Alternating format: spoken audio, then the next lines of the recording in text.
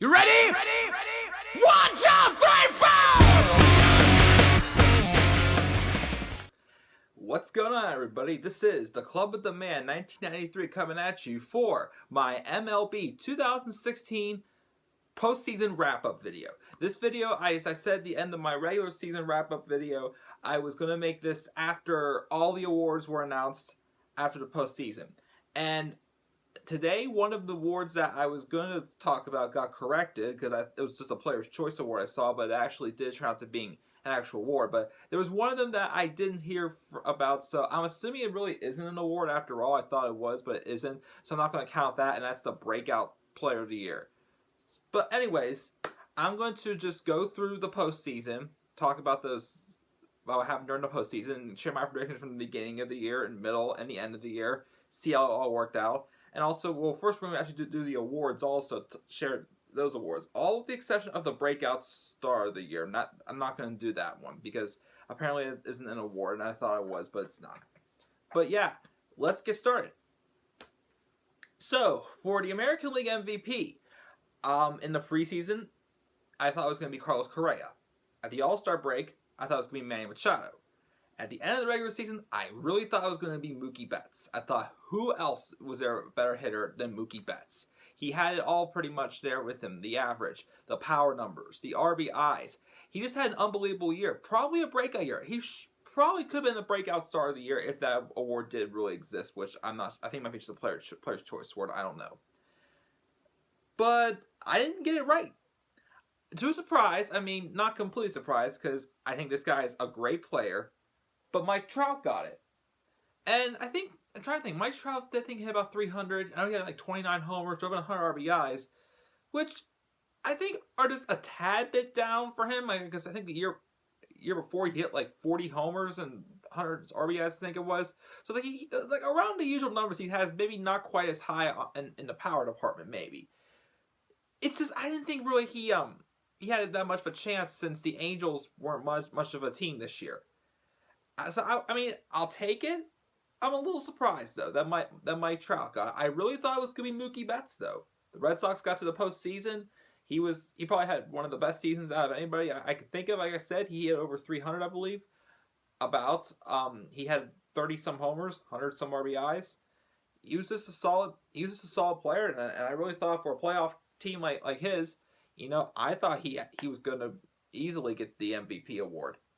But yep, I was wrong. Mike Trout, I'll take it. National League MVP. In the preseason, I predicted Kris Bryant. At the All-Star break, I still picked Kris Bryant. At the end of the regular season, though, if you remember, I still thought Kris Bryant had a strong case for the MVP award. But I felt there were some categories he didn't quite hit on as much as a certain other player. I mean, yes, he had the power. 39 home runs. Unbelievable. Can't take that away from him. RBIs, though, I mean, they did move up to the number 2 hole, though, for most of the second half of the season and in the postseason. I didn't quite get that. It's like a guy like Kris Bryant, who's driving RBIs and hitting the home runs for you on a team. Well, him and Anthony Rizzo, I thought maybe the 3-4 punch. So I didn't quite understand putting him at batting second. Maybe they'll move him back down with Schwarber coming back full time next season, hopefully, since he was injured for all but 2 games and 4 bats this past season. But I thought first a guy who was going to make a really strong push and might run away with it because of the numbers he put up was Daniel Murphy from the Nationals, a team that made the playoffs once again. He had 347, 25 homers, 100-some RBIs. That's pretty darn good, don't you say? For a second baseman, especially, like I thought he was going to get it because I thought he was a little more higher up on some of his numbers. Like Kris Bryant, yes, he had the power, but he only hit He hit 291. Okay, that's an okay average. Could have been a little bit higher, maybe. And only about 101 RBIs. Like Kris Bryant's a guy I expect to be driving in like 120 runs. So I guess like those 2 categories didn't quite fit my expectations, and just like Daniel Murphy's numbers for a guy hitting 347 also, which that was the big factor, the 347 average, and still hitting for decent power and driving in decent runs. I thought maybe I'll have a bit better case, but Kris Bryant I think got all except for 1 first place vote, which again I'll take it. So I was right for most of the season, of the picks for the season, and I was right at the preseason. So I guess this was one pick I'll consider it right for me. The Cy Young Awards now. I didn't really know throughout the season who was going to get it because of the numbers that were being put up. I mean, some players were having had high wins, had like a 3-something ERA, and like strikeouts were like decent to like not as high as you would think a strikeout pitcher would get.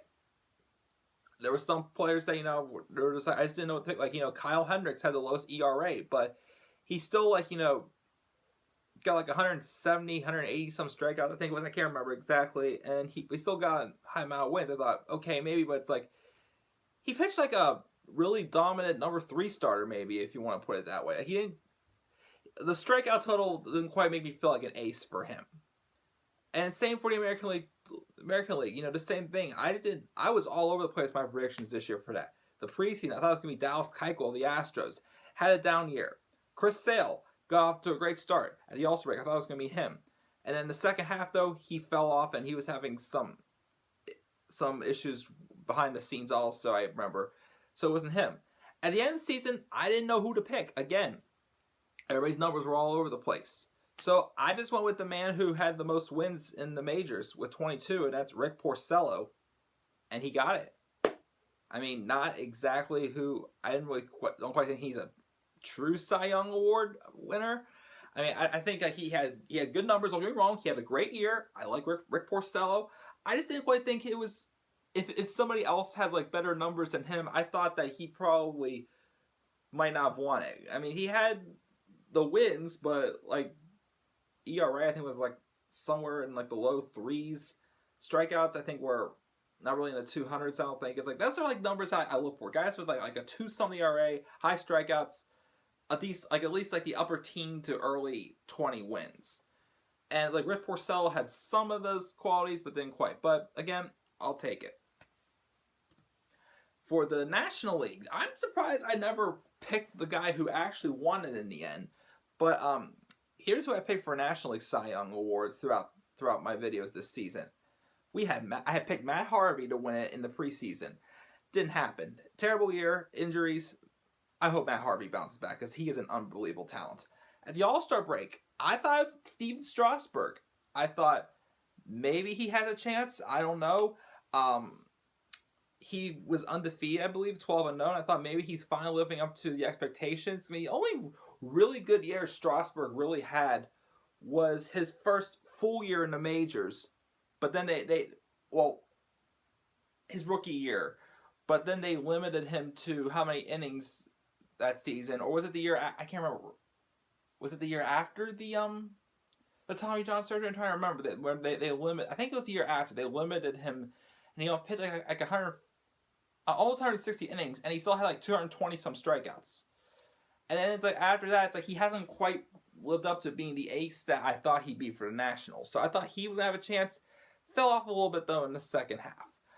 And the end of the regular season, which I want to touch base on this guy just a brief little bit. I was really pushing for Jose Fernandez. The late Jose Fernandez, as we all know. Fernandez passed away back on September 25th after he got into a boating accident with his friends around like 3 o'clock in the morning.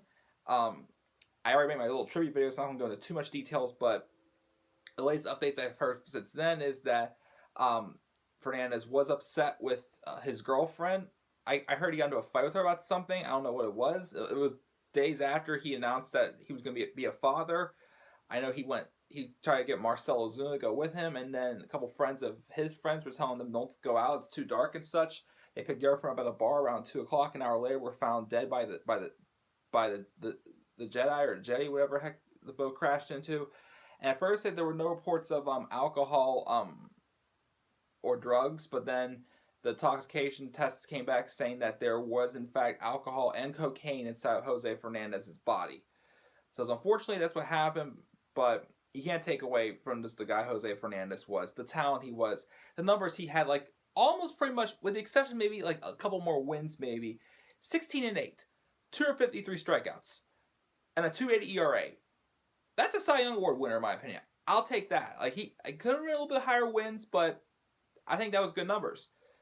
But Fernandez did not get it, unfortunately. I really wish they would have given it to her. I'm sorry, to him. But unfortunately, he didn't get it, and Jose Fernandez is never going to win a Cy Young Award, unfortunately. So, rest easy, Jose. I'm hoping to get your jersey for Christmas, which is true. It's on my Christmas list. But anyways, just after the touching base on the updates on my thoughts of Jose Fernandez, the guy who ended up winning the National League Cy Young Award was Max Scherzer. Which, Max Scherzer, yes, he's been a great player. I think he had numbers probably like a little similar to Fernandez's. He was the only player who had more strikeouts than Fernandez. He had 277. I think he had 19 wins or 17 wins, somewhere in there, and a 2.96 ERA, which not bad. I actually can't believe I didn't really think of him like, in contention earlier in the year. I didn't pick him at all, but yeah, I'll take it. But I just really thought with the circumstances, I thought Fernandez deserved it. Unfortunately, it didn't happen. I respect that. I'm fine with Max Scherzer winning it. It would have been nice to see Jose Fernandez win the Cy Young. American League Rookie of the Year. I usually hear somewhat about prospects before the season, but this season I didn't really hear much about too many, so I just looked at some high talented prospects at the beginning of the preseason, and I just picked Byron Buxton of the Twins. So I thought the Twins were going to be a decent threat this year, but it didn't happen. They were the worst team in the big leagues this year, and they probably aren't going to be winning many games for a while now. So Byron Buxton did not have a really great year, so he definitely didn't get American League Rookie of the Year. At the All-Star break, the only man that I kept hearing about that was going to be a solid Rookie of the Year choice was Michael Fulmer of the Tigers, who is a decent pitcher. And the Tigers, I think since 2006, have been known to have some decent starting pitching. Past couple years, their bullpen has been a little off, but their starting pitching, especially, Justin Verlander when he's at his best. Who else? Shane Green. They had Max Scherzer briefly. They had David Price for a time period. And now Michael Fulmer, I think he put up decent numbers for probably more so a bottom of the order pitcher. Probably eventually be a number 2 or 3 starter probably for the Tigers or any organization he plays for. But then at the end of the regular season, I thought it probably will be Michael Fulmer, but a guy that I really thought could have had a good shot, despite only playing 53 games, 55 games this season, was Gary Sanchez from the Yankees, their catcher, who's taken over now as full-time catcher, I believe. I think also now since they traded Brian McCann off to the Astros. But Gary Sanchez in 53 games hit 21 homers, somewhere in the early 20s in home runs. Pretty impressive. I thought he was going to make a strong case for him being the American League Rookie of the Year, but it went to Michael Fulmer, the guy I picked at the All-Star break, which I'm fine with. Congratulations, Michael Fulmer. The National League Rookie of the Year. Pretty easy, pretty obvious right from the get-go. This is the guy that I knew had to get it. I thought maybe Trevor Story, but then at one point, Trevor Story got injured. But of course, he was on the Rockies team who made some postseason pushes sometime. They were a little bit around, the 500 mark for most of the season. But again, once I keep saying, if the Rockies can get some pitching, I think they have some great hitters in the lineup. They could be a dangerous team. But let me see here. Preseason, I picked Corey Seager. All-Star break, Corey Seager. End of the regular season, I still felt it needed to be. Who was also third in MVP voting, I should say, Corey Seager. And who won? Corey Seager. Enough said? Yes. Congratulations, Corey Seager. Well-deserved. Great young talent. Looking forward to seeing what you do next. For the comeback player of the year, for the American League, I thought it was going to be Yu Darvish, but unfortunately, it was not Yu Darvish, and I thought injuries did slow him down a little bit also this season, I believe also. He just came back from Tommy John surgery, but didn't play a full year because he had a couple minor injuries, I believe.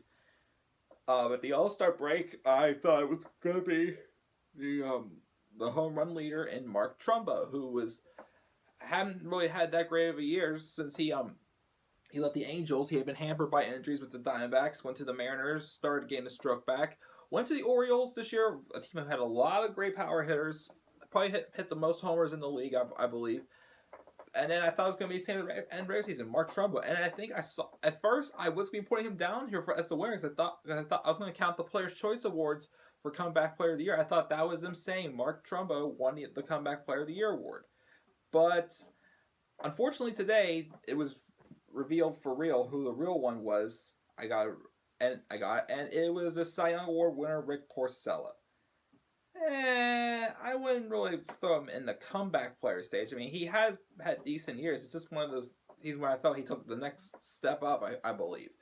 So, I wasn't quite really thrilled. I didn't really think he fell in this category. I mean, if anybody had a great year after a big bounce back year, it's no doubt about it was Mark Trumbo. Led the league in homers, career high in homers at 47. Just a monster year for him. I would have given it to him. But, alright, Rick Porcello.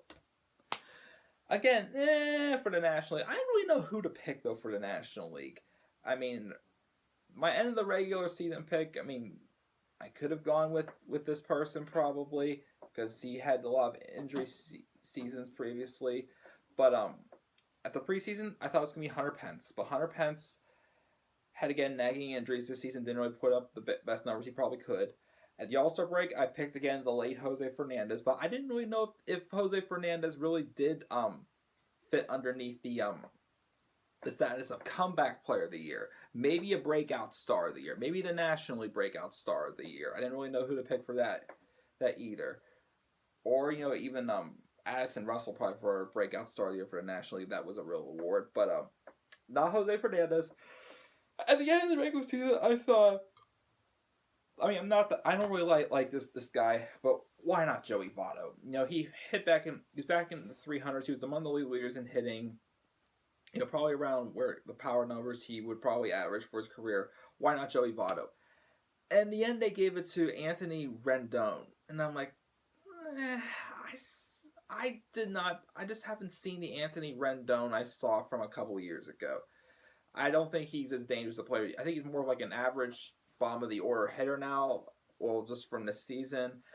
I probably would expect more from Anthony Rendon, which is why I never really considered him when I thought of this award.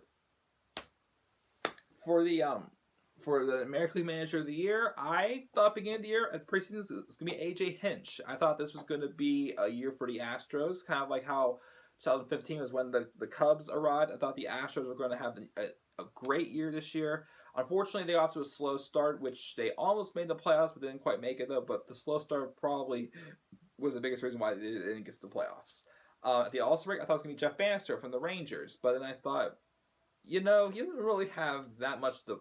I mean, he already proved he can manage, which is why I feel like most of the past few managers of the year have gotten, which is what I'll do for my case for the next one. And then the regular season, I picked Terry Francona. I knew he could manage. Surprise team. Finally got the Indians back to the postseason. Got him to the World Series Game 7. Why not? He was the one that I think exceeded expectations. So I gave it to Terry Francona at the end of the regular season. And look who won it. Terry Francona. For the National League, I don't really know who to go with. I thought this first off as team-wise.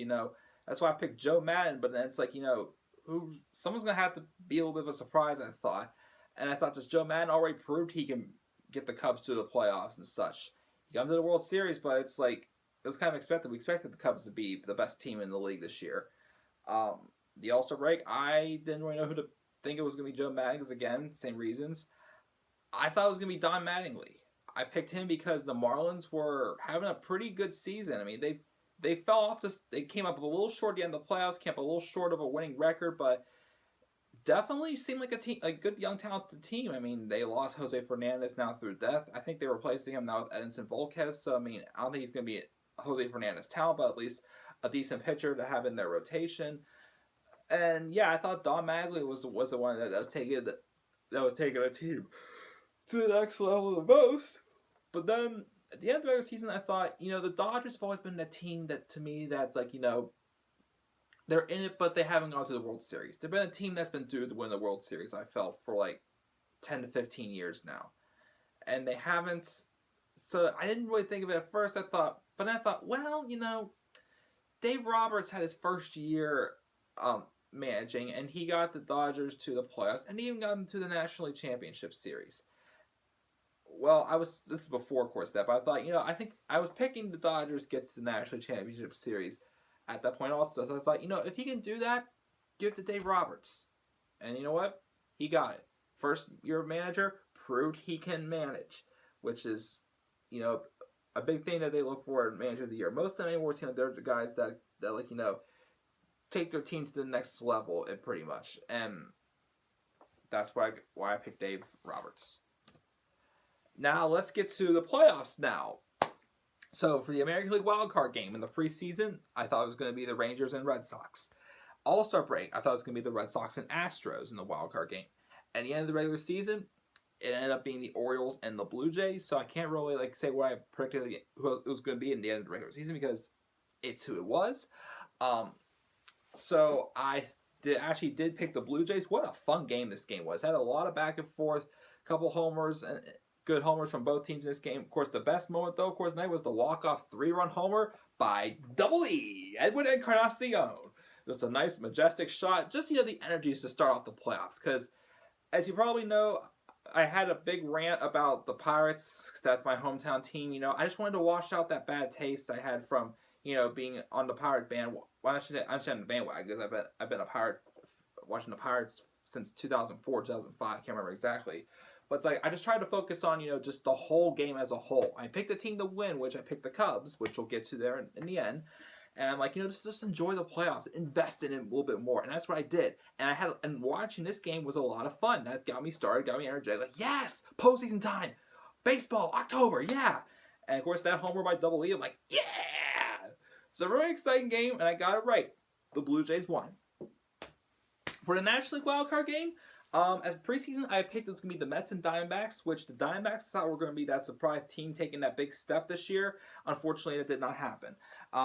The All-Star break, despite them just getting off a big losing streak, but then starting to win again, I thought the Pirates were going to still have a chance to be the wild card team, catch the Cardinals. I thought it was going to be them and the Mets. Unfortunately, though, the Pirates never really picked up from their rough month of June. And at the end of the regular season, it ended up being the Giants who fell off. I thought the Giants were going to be running away with their division this year, who didn't have too good of a second half. They fell off, and and it was them and the Mets. So I was right about the Mets winning the wild cards, but I wasn't right. I thought the Giants were going to be winning their division, which did not happen. And again, I knew if it was good, going into this game, as I probably said at the end of my regular season wrap-up video, that this was going to be a game based on pitching, and it pretty much was for the most part. And it came down to a Connor Gillespie homer in the top of the 9th inning, or 8th inning, I can't remember. It was a late inning homer that gave the Giants the win. And Madison Bumgarner, once again, pitching a solid outing in the postseason. So that's when it was going to happen. A close-scoring pitcher's duel. Noah Syndergaard pitched well, and so did Madison Bumgarner. But my pick was the Giants to win, and that's who won. Was the Giants. Now, we'll move on to the first division series, and not supposed to remember for the National League. I'm just going to say who I thought was going to be for each series. The first series, of course, which is the wild card team and the number one seeded team. At preseason, I thought it was going to be the Rangers and Astros. Same with the All-Star game, Rangers and Astros, except the Astros would be the wild card team, the Rangers would be the division team, and I did pick, the Blue Jays to win, so I thought it was going to be the Rangers and Blue Jays at the end of the season. That's what I said. And it ended up being there, except the complete opposite effect. I thought this was going to be a decent series, but I thought the Rangers were going to be the team to beat in this series, but the Rangers were going to run away with this series. But unfortunately, I shouldn't say unfortunately, because I have nothing against either of these teams. The Blue Jays were the ones that dominated, and they just brought out their best. It was mainly their hitting that just got them to the championship series, and they blew away the Rangers. So I mean, okay. Same effect with the other American League Division series, the 2 and 3 ranked teams. The preseason, I thought it was going to be the Royals and Blue Jays. Rematch from last year, I believe. Yeah, last year's American League Championship Series. Unless that was against the Orioles, I can't. Or is that the year before? No, that was the year before, I believe. Yeah, I think that it was year before. Um, but yeah, Royals and Blue Jays thought that was going to be. The Royals unfortunately did not have as good of a year so they didn't repeat as World Series champions this year. The All Star break, I thought it was going to be the Orioles winning their division, taking on the Indians for their division. But that didn't happen. Although I got half of it right from the All Star break. At the end of the regular season, I thought it was gonna. It's the Red Sox and Indians, and I thought, okay, the Indians, they're that rookie, like new to the league team. And then you're up against the Red Sox. I say new to the league, but new to the postseason.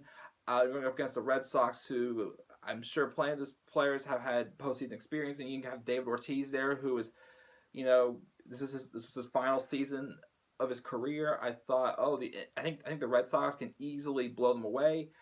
What mainly got the Indians through the postseason, I believe, was their pitching. Their pitching was their most outstanding thing, and that's what happened here. Great pitching. They had the offense to support it, and they swept the Red Sox. And it was unfortunately the end to Big Poppy's career that way. So hands off again.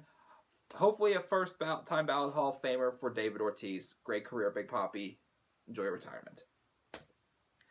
For the National League Division Series, again, this is going to sound a little weird because one of these teams is going to be mentioned in the second National League Division Series set. But again, this was for number 1 and 4 seeded teams. In the preseason, I thought it was going to be the Cubs and the Mets. All-Star break, I thought it was going to be the Giants and Pirates. And I thought the Giants were going to be the number 1 team, not the Cubs. At the All-Star break, and the Pirates, I was hoping we'd get a little gas to overcome the Mets and get to the wild card game, overcome the Mets. Did not happen, of course. If you want to hear my Pirate rant, just go back on time on my channel and watch it. And at the end of the regular season, it ended up being the Cubs and Giants. I picked the Giants to win the wild card game, so I was correct. And I knew this was going to be a tough series. And then I think the Cubs did have a 2-0 lead, and then the Giants, the Cubs were about to sweep them, I think, but then the Giants did come back, and in game 3, and won that one. And then the way it was going in game 4, I was afraid. I'm like, the Giants, with all the postseason experience they have a lot of momentum. There was a Cubs who had a good showing in 2015, the postseason, got to the National League Championship Series, but then their hitting slumped, and that was where it looked like their hitting was slumping. It looked like the National League Championship Series 2015 against the Mets. So I'm thinking, oh no, because I picked the Cubs to go all the way. I was rooting for the Cubs. I was on the Cubs bandwagon for this whole postseason.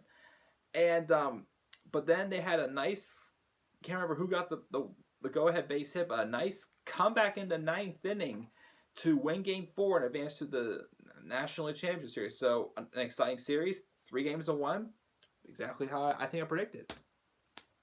The Nationals and Dodgers. I didn't really watch this series as much. I wasn't as invested in this one as I probably should.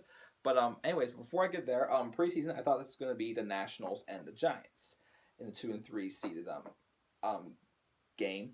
And then at the All-Star, I thought it was going to be the Cubs versus the Nationals. And then at the end of the regular season, I picked Dodgers and Nationals. Well, that's pretty much what it was going to be, Dodgers and Nationals. So overall, I think from the beginning of the year, I think I had everything right except for the National League. Let me just go back one slide for a second.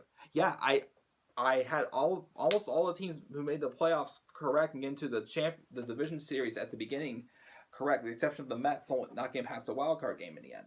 But yeah, again, this is a pretty tight series. These teams were pretty much identical for the most part as far as hitting and their pitching. Went back and forth. Close series. Dodgers came up. Moved on to the National Division Series. So for the Championship Series. For the American League Championship Series, we had the Indians and the Blue Jays. But in the preseason, I thought it was going to be a rematch from last year's ALDS between the Astros and Royals. Neither teams made the playoffs. And I thought it was All-Star break. I thought it was going to be the Rangers and Indians. Didn't happen. Well, they both got to the playoffs, but the Rangers got destroyed by the Blue Jays. I actually thought the Indians were going to be able to overcome the Orioles because I still thought the Orioles, despite their hitting, didn't really have much pitching, and the Indians had more pitching, which again is probably one of the biggest reasons why they succeeded so well in the playoffs. With also Terry Francona's experience, and at the end of the regular season, I thought it was going to be the Rangers and Red Sox, but these two teams blew away the opponents. They were more so the underdogs, and they blew them away. I'll give it to them though. That was fun. And then once again, I mean, the Blue Jays hitting was not as good this series, and the Indians pitching was there. So that's what got them to move forward to the World Series and get to the World Series for the first time for the Indians. I think it's like 1997. I think first time they've been since they've been to the World Series, or 95. I can't remember. One of the two. Might be 95. I think because that was. I'm trying to think. Was it 95 or 97 the year where Edgar Renteria had the walk off RBI single for the Marlins to win? Because that was against the Indians, but oh well. For the National League Championship Series. At preseason, that was going to be the Cubs and Giants, but they faced off in the Division Series. And same with the All-Star break, it was going to be the Cubs and Giants. And the regular season, it ended up being the Cubs and Dodgers, which I actually, picked, of course, and that's who it ended up being. So I was right there. So again, another series where the Cubs did, look. I mean, I didn't think the Dodgers were going to really have as much of a chance, but they put up a good fight at the beginning. But then the Cubs, bats woke up, came storming back, and won it in 6 games. I think I actually did pick the Cubs to win in 6 games, but I didn't think it was going to be, the Dodgers, having all the momentum first, then the Cubs taking off. I thought it was going to be a little back and forth, but you know what? It's what happened. I'll take it.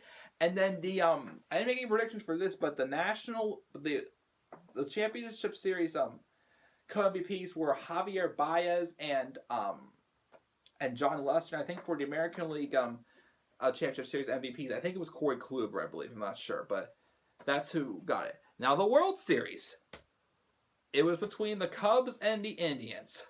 What an exciting series this was. I think I watched every game, I think. And it was a nice back and forth series. And the Indians pitching was really tough to get to. The Cubs bats were not awake at first as it has been off and on this postseason. I mean, I thought the Cubs were going to be like how the 2005 White Sox were and blow everybody away, but they didn't quite blow everybody away. And the Indians were that team also, I felt the Indians hitting wasn't spectacular, but their pitching was keeping them in the games, and they had to use all that hitting in that dramatic Game 7.